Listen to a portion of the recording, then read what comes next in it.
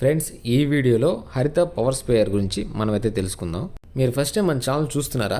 అయితే వెంటనే సబ్స్క్రైబ్ చేసుకోండి. ఇటువంటి ఇంట్రెస్టింగ్ వీడియోస్ మీరు మిస్ అవ్వకుండా ఉంటారు. ఈ పవర్ స్ప్రేయర్ GX35 అంట. చూద్దాం ఇది ఎట్లా ఉంటుంది ఏందో. ఇంకా లేట్ లేకుండా వీడియోలోకి అయితే వెళ్ళిపోదాం.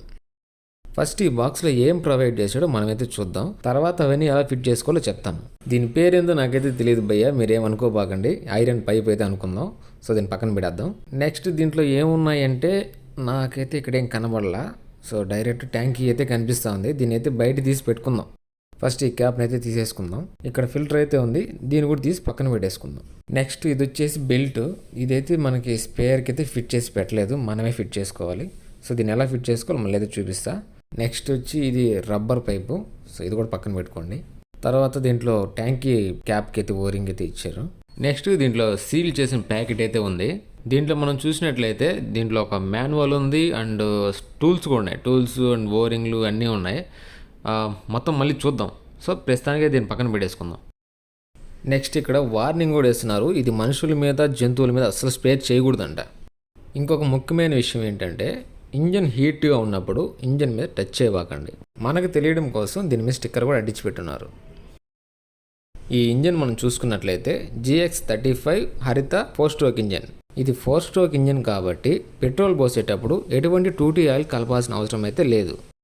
నెక్స్ట్ ఇంక లేట్ లేకుండా వీటన్నిటిని ఏ విధంగా ఫిట్ చేసుకోవాలో మనమైతే ఇంక చూసేద్దాం. ఫస్ట్ ఈ రబ్బర్ బీడింగ్ని ఈ ట్యాంకీ క్యాప్ ఉంది కదా, దీనికి ఈ విధంగా అయితే ఫస్ట్ వేసేసుకోండి. దీన్ని వాడమో తర్వాత సంగతి. ఫస్ట్ అయితే ఇలా వేసుకోండి. ఇందాక మనం చూసిన కవర్లో ఇవన్నీ అయితే ఉన్నాయి. ప్రజెంట్ మనం వాడేటివి ఏంటంటే ఇక్కడ మీకు పైన కనిపిస్తున్నాయి కదా, 4 బోల్ట్లు 4 నట్లు మాత్రమే మనం వాడతాము. ఇంకొకటి ఈ హ్యాండిల్ ఉంది కదా, దీన్ని కూడా వాడతాం. ఇక్కడ మీకు కనిపిస్తున్నాయి కదా ఈ 8 ఓరింగ్లు జాగ్రత్తగా ఎత్తిపెట్టుకోండి, రేపు ఎప్పుడైనా పనికొస్తాయి. ఇవి మీరు పైపులకి వేయాల్సిన అవసరం లేదు, ఆల్రెడీ వాటికి ఉన్నాయి. లాస్ట్గా ఇంకొకటి screw driver and plug bit, ఇవి మనకైతే ప్రొవైడ్ చేస్తున్నారు. ఇంకా టైం వేస్ట్ లేకుండా ఫాస్ట్గా అయితే ఫిట్ చేసేసుకుందాం. ఇక్కడ చూడండి ఆల్రెడీ పైప్కి ఓరింగ్ అయితే వేస్తున్నారు. సో ఇందాక నేను చూపించాను కదా సేమ్ ఓరింగ్, ఒకసారి మళ్ళీ చూపిస్తాను చూడండి. ఇవి 2 ఆల్రెడీ అయితే దీనికి ఉన్నాయి. వీటిని జాగ్రత్తగా ఎత్తిపెట్టుకోండి, రేపు ఎప్పుడన్నా మీకు యూజ్ అవుతాయి. సో ప్రస్తుతానికి ఇవి ఎత్తిపెట్టేసుకోండి, ఓకేనా. పైప్ని ఈ విధంగా అయితే మీరు టైట్ చేసుకోండి. నెక్స్ట్ ఏం చేయాలో నేను మళ్ళీ చెప్తా. సో ఫస్ట్ అయితే దీన్ని ఫుల్ టైట్ అయితే చేసుకోండి. నెక్స్ట్ ఇందాక మీరు హ్యాండిల్ చూశారు కదా, దీన్ని అయితే ఇక్కడ సెట్ చేసుకోండి. ఇలా పూర్తిగా టైట్ చేసిన తర్వాత ఇక్కడ లాక్ నట్ ఉంది, దీన్ని అయితే లాక్ చేయండి. ఆల్మోస్ట్ వీటికి 13 సైజు కానీ 14 కానీ 15 కానీ స్పానర్లు తీసుకోండి. నా దగ్గర ప్రెజెంట్ అవి లేవు కాబట్టి నేను కటింగ్ బ్లేడ్ యూస్ చేస్తున్నా. సో మీకు అందుబాటులో ఉంటే వాడండి, లేదంటే మీరు ఇలా కటింగ్ బ్లేడ్తో టైట్ చేసుకోండి, నో ప్రాబ్లం. నెక్స్ట్ ఈ పైప్ని స్పేర్కి అయితే సెట్ చేసుకోండి. ఫుల్ టైట్ చేసుకోండి, మళ్ళీ ఆ వాటర్ లీకేజ్ లేకుండా ఉంటుంది. మీరు ఇలా ఎక్కించేటప్పుడు ఫ్రీగా టైట్ అవ్వాలి. ఎక్కువ టైట్గానే అయిందంటే వెంటనే తీసి మళ్ళీ ఫ్రీగా ఎక్కించండి. బలవంతంగా మటుకు ఎక్కించిపోకండి, థ్రెడ్లు డ్యామేజ్ అవుతాయి. సో కొద్దిగా జాగ్రత్తగా టైట్ చేసుకోండి. నెక్స్ట్ ఈ బెల్ట్ని ఎలా ఫిట్ చేసుకోవాలో మనమైతే చూద్దాము.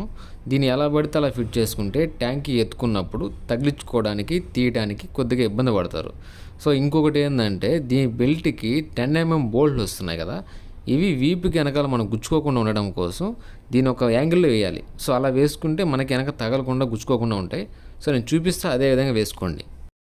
ఈ కొక్కిని మనం తగిలించేటప్పుడు దీన్ని ఈ విధంగా అయితే మనం వేస్తాం, అర్థమైందా? ఎలా బిగించుకుంటాం మనం ట్యాంకీకి, అంటే ట్యాంకీ పైకి ఎత్తుకున్నప్పుడు ఈ విధంగా అయితే మనం తగిలించుకోవాలి. సో ఇక్కడ చూసుకుంటే ఇక్కడ హోల్స్ ఉన్నాయి కదా, వీటిని ఈ విధంగా వేసుకోండి. బెల్ట్ని లోపలికి వేయాలి, అర్థమైంది కదా. తర్వాత ఈ బోల్ట్ని ఇలా కింద నుంచి పైకి వేయండి, అర్థమైందా? సో ఈ విధంగా వేసుకొని పైన అయితే నట్ వేసి టైట్ చేసేయండి. అదేవిధంగా పక్కది కూడా వేసేసుకోండి, ఓకేనా. అవి పడిపోకుండా ఫుల్ టైట్ అయితే వేసుకోండి. సో ఈ విధంగా 2 వేసుకున్న తర్వాత ఒకసారి చూడండి, ఇవి పైకి వచ్చాయి, కనిపిస్తున్నాయా? మనం తగిలించుకున్నప్పుడు బోల్ట్ అనేది సాఫ్ట్గా మనకి వెనక సైడ్ వస్తుంది.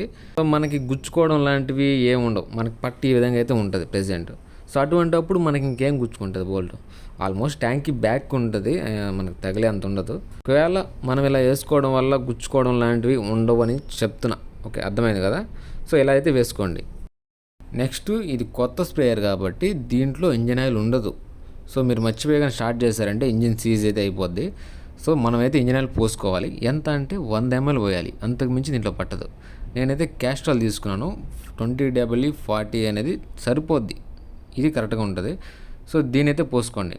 100 ml కంటే ఎక్కువ పోస్తే ఇంజన్లోకి ఏమవుతుందంటే ఏదైనా సీల్ ఏదైనా ఉంటే లీక్ అయిపోతాయి. సో అందుకని అంతకంటే ఎక్కువ పోయకూడదు. మనకి ఎలా గేజ్ తెలుస్తుంది అంటే పక్కన ఒక స్టిక్ ఇచ్చారు మనకి గేజ్ది. సో దాన్ని పెట్టి చెక్ చేసుకుంటే ఎంత లెవెల్ ఉందో మనకు తెలిసిపోద్ది. దాంట్లో లో హై అని సంథింగ్ రాసి ఉంటుంది. సో దాని ప్రకారం హై అనే దగ్గరికి వస్తే చాలు. మరి లో అంటే మరి అంత కిందకు ఉండకూడదు, జస్ట్ హై కడుకుంటే సరిపోద్ది. ఈ గేజ్ని జస్ట్ పెట్టి తీయండి, టైట్ చేయబాకండి. దాంట్లో అలా పెట్టి తీసారంటే మీకు విషయం తెలుస్తుంది. సో ఇక్కడ చూడండి, కనిపిస్తుందా? క్లారిటీ తక్కువగా ఉందా? ఓకే, ఇప్పుడు చూడండి, ఇక్కడ హై కనిపిస్తుందా? హై వరకు ఉండాలి, అర్థమైంది కదా? హెచ్ అంటే హై, ఓకే, అక్కడ సరిపోయింది.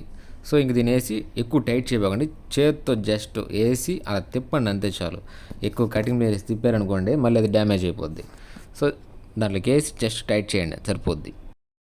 ఇది 4 స్ట్రోక్ ఇంజిన్ కాబట్టి దీంట్లో ఎటువంటి 2TL కలపాల్సిన అవసరం లేదు. ఇందాక కూడా చెప్పాను ఆల్రెడీ. సో మళ్ళీ చెప్తున్నా, ఈ ట్యాంకీలో 1 లీటర్ కంటే తక్కువే పడుతుంది పెట్రోల్, 1 లీటర్ కంటే ఎక్కువ పట్టదు. మీరు పోసుకునేటప్పుడు చూసుకొని మిత్తంగా ఎంత సరిపోతే అంతే పోసుకోండి. ఎక్కువ ఫుల్ ట్యాంక్ అయితే చేయబాకండి. సో కొద్దిగా గ్యాప్ అయితే ఇవ్వండి. ట్యాంకీ క్యాప్ కూడా ఎక్కువ టైట్ చేసుకోకుండా మిత్తంగా వేసుకోండి. ఇవి ప్లాస్టిక్ ఐటమ్ కాబట్టి స్లిప్ అయ్యేదానికి అవకాశం ఉంటుంది. పెట్రోల్ పోసుకున్న తర్వాత కార్పొరేటర్ దగ్గర ఇక్కడ చూడండి, ఇక్కడ కనిపిస్తుందా రబ్బర్ ట్యూబ్ ఒకటి ఉంది. దీన్ని ప్రెస్ చేయండి. ఈ ట్యూబ్ ప్రెస్ చేస్తే మనకు పెట్రోల్ అంతా లాక్కుంటుంది, అర్థమైంది కదా? సో ఇలా చేసిన తర్వాతే మనం ఇంజిన్ అయితే స్టార్ట్ చేయాలి. సో ఇలా ప్రెస్ చేయండి. ఇప్పుడు ఇంజిన్ అయితే మనం స్టార్ట్ చేద్దాం.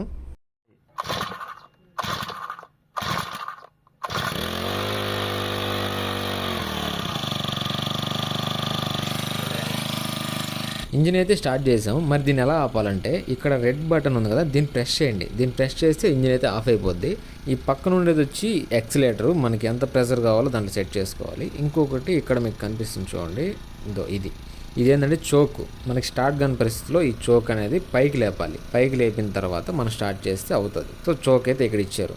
సో ఇది కంట్రోల్స్, అర్థమైందా? ఓకే, మీకు క్లారిటీ వచ్చింది కదా? ఇంకొక ముఖ్యమైన విషయం ఏంటంటే ఇది కొత్త ఇంజను కాసేపు కూలింగ్ ఆడాలి. కూలింగ్ ఆడడం అంటే ఏదో అనుకోబాకండి, కాసేపు ఇంజిన్ రన్నింగ్లో పెట్టండి.